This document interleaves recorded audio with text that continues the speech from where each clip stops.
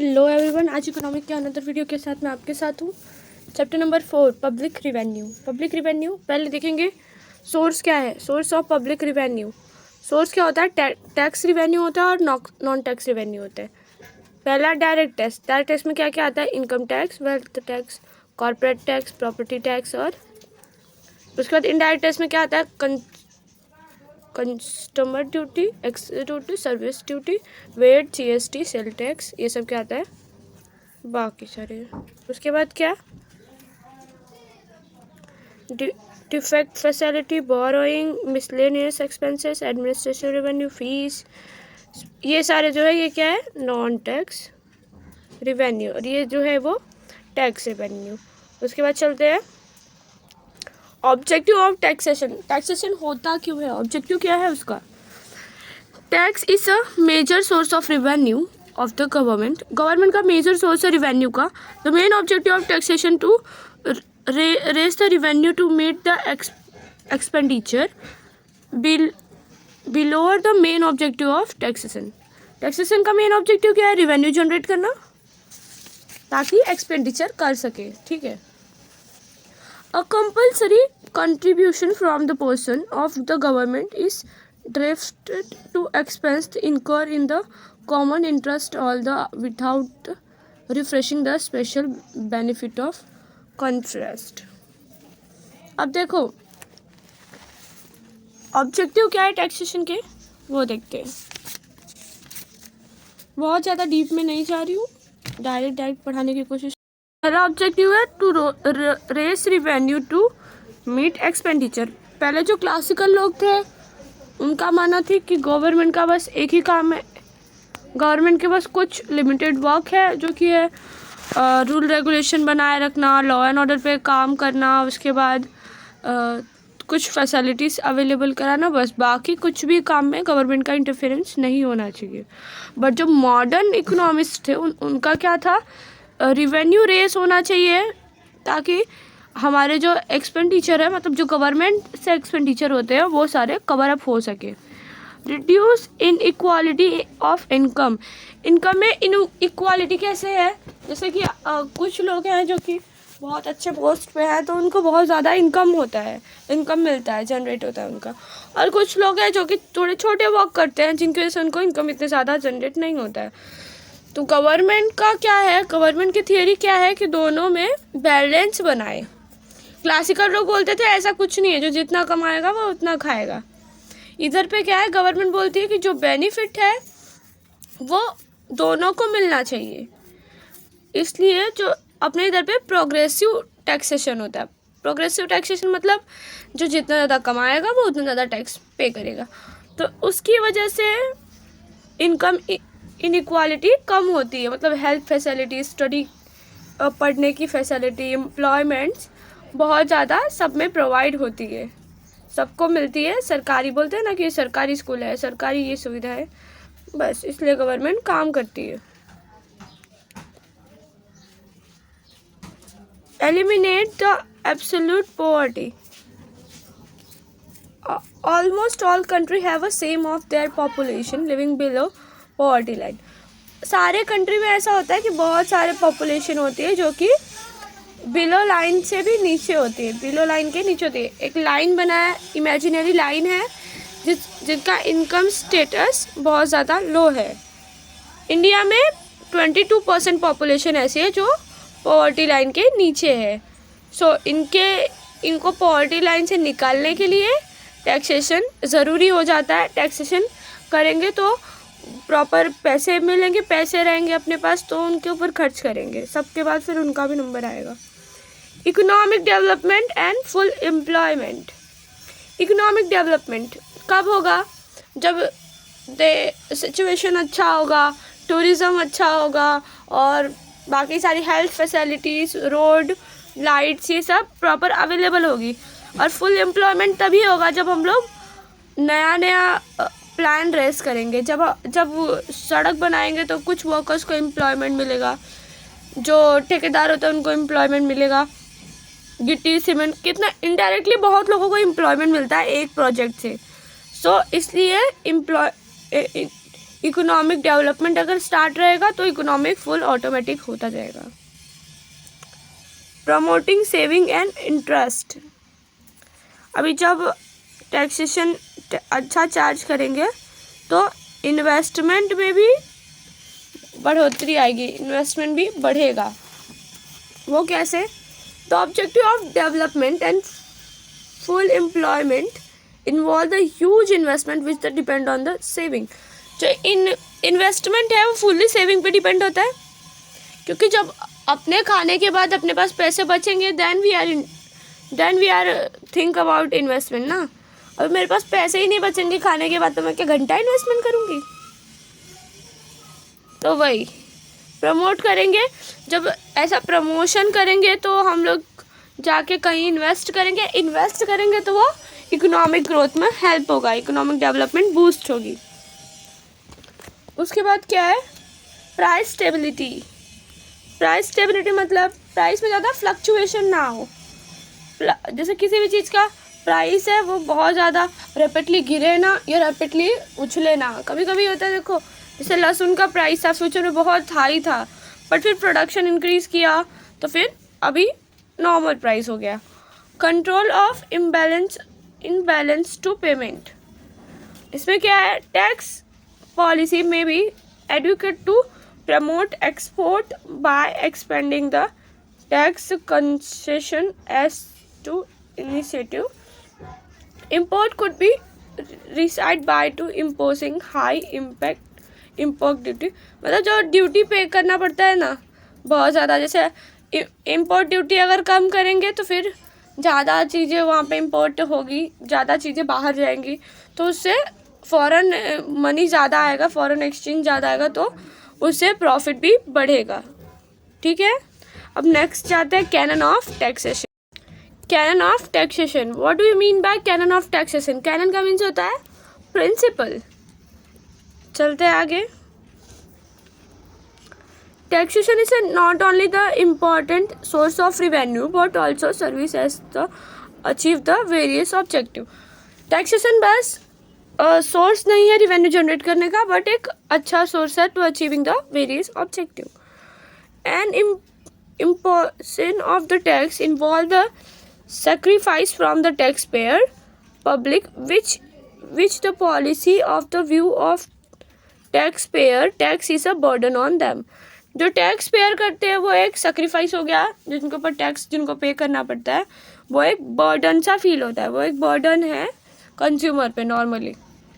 At the same time taxation has fulfil many important responsibility, but same time पे जो taxation है वो बहुत सारी रिस्पॉन्सिबिलिटी फुलफिल करता है। There is necessary that the structure must be based on certain principle and guideline. जो भी स्ट्रक्चर है वो एक सर्टन गाइडलाइन और प्रिंसिपल पे बेस्ड है। Canon of taxation describe the characteristic of the good tax system.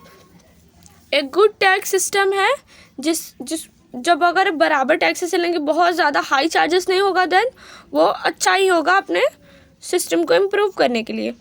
The related administrative as पर the tax rate amount method of collection of the tax। Describe the characteristics of good tax system। The related administrative as per the tax, उसमें क्या होगा? Rate, amount, method और collection of tax. ज़्यादा इसमें झंझट नहीं होगा। Principle are follow the taxation authority while the frame the taxation system as follow. Canon of equity, canon of certainty, canon of economic, canon on conversion, canon of produce, canon of elasticity and flexibility, canon of simplicity, canon of divisibility, expense and coordination। अब इसके बारे में detail में पढ़ते हैं। पहला क्या है? canon of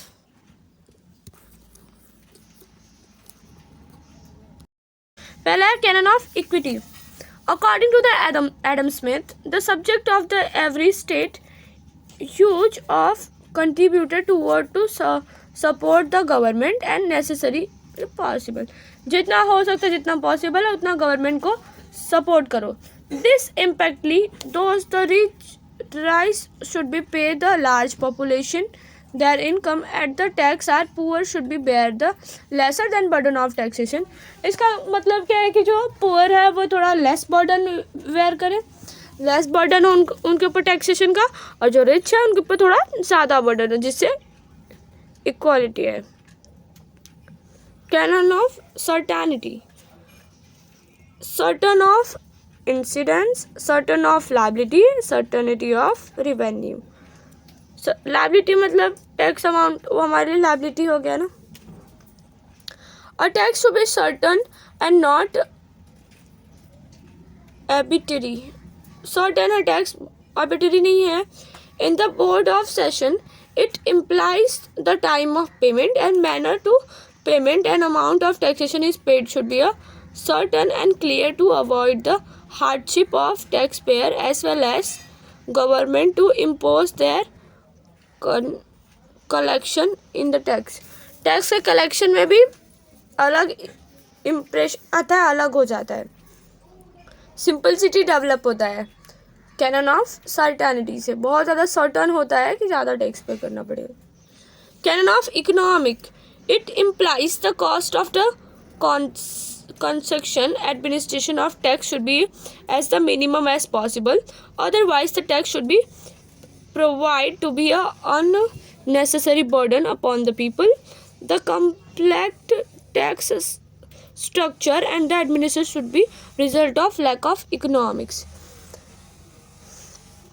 ये क्या करता है कि जितना हो सके उतना मिनिमम टैक्स ले, otherwise the tax would be proper to unnecessary burden. Unnecessary burden create होगा पीपल्स पे. Canon of elasticity and flexibility, इसका क्या है? This principle is indicate the effect of other and इम्प्लेट the elasticity the change of tax revenue per change of state of the economics. जो change हो रहा है वो कैसे हो रहा है उस पर डिपेंड करता है. Simplicity, the tax system should be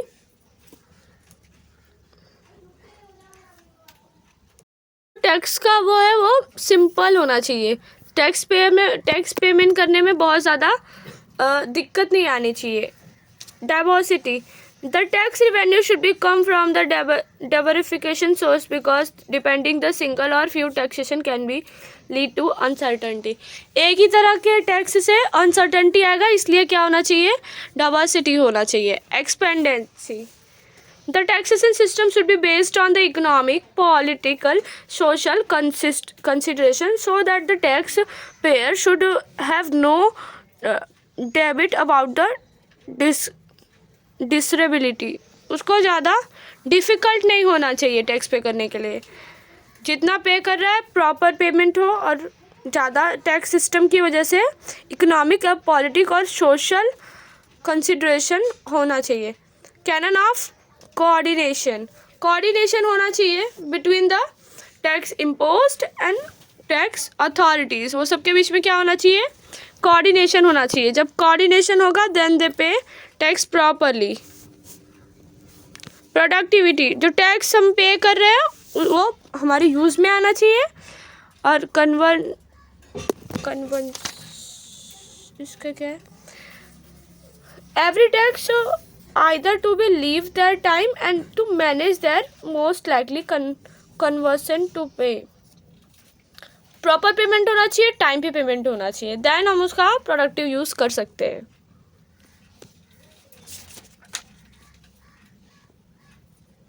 type of taxation, क्या क्या टाइप होता है? डायरेक्ट टैक्स, इनडायरेक्ट टैक्स में आता है merit, demerit. Equability, certainty, elasticity, economical, इसके बाद taxation of honesty, in government, effect of willingness, ability to work, solve, ये सारे आते हैं इसमें. इसमें क्या आता है? इनडायरेक्ट में कन्वर्सिटी, डिफिकल्ट. ये मेरिट है, ये डीमेरिट है. क्या डीमेरिट है, क्या मेरिट है, वही देखना है बस. In India the progressive taxation is follow. India में प्रोग्रेसिव टैक्सेशन होता है, जहाँ पे जो जितना कमाता है वो उतना पे करता है. मैं बहुत डीप में नहीं जाना चाह रही हूँ क्योंकि अब एग्ज़ाम में ज़्यादा टाइम है नहीं। इसके बाद देखते हैं नेक्स्ट स्लाइड, जो कि है kind of shifting of tax burden. कैसे शिफ्ट होता है? In the case of the burden tax shifting from the producer to consumer inform the rise to price. Consumer से, जो प्रोड्यूसर है उससे कंज्यूमर पे शिफ्ट होता है। कभी कभी पूरा अमाउंट शिफ्ट हो जाता है, कभी कभी थोड़ा अमाउंट होता है। जैसे गवर्नमेंट ने टैक्स बढ़ाया, वैसे जो प्रोड्यूसर है उसने अपने ऊपर से बर्डन कम करते हुए कंज्यूमर पे बर्डन पूरा डाल दिया। बैकवर्ड शिफ्टिंग, तो कोई प्रोडक्ट ऐसा होता है जिसको ज़्यादा प्राइस पे कंज्यूमर खरीदेगा ही नहीं, तो सारा बर्डन जो है वो प्रोड्यूसर और जो बनाने वाला है, प्रोड्यूस करने वाला है, उसी के ऊपर सारा बर्डन आ जाता है। सारा बर्डन आता है, कभी कभी सारे बर्डन से थोड़ा कम। कॉम्बिनेशन ऑफ बोथ, मतलब दोनों पे, आधा बर्डन मैं ले रहा हूँ, आधा बर्डन तू ले, ऐसा। Single point and multiple point shifting may be single point, multiple when the taxation shifting the direct from producer to consumer, known as a single point shifting. When the burden of taxation is shifting from one point to several point, it is known as a multiple shifting. जब एक point से दूसरे point पे बहुत rapidly shift होता है, then क्या हो जाता है वो factor influencing and impact on incidence of taxation. Incidence और इम्पैक्ट दो तरह का सिचुएशन होता है। ये क्या है? Incidence, elasticity of demand, elasticity of supply, cash conditions, market structures। देखो ये क्या है? प्राइस इसको मैं डायग्राम ड्रॉ करके दिखाती हूँ नेक्स्ट वीडियो में। Thank you for watching, bye bye.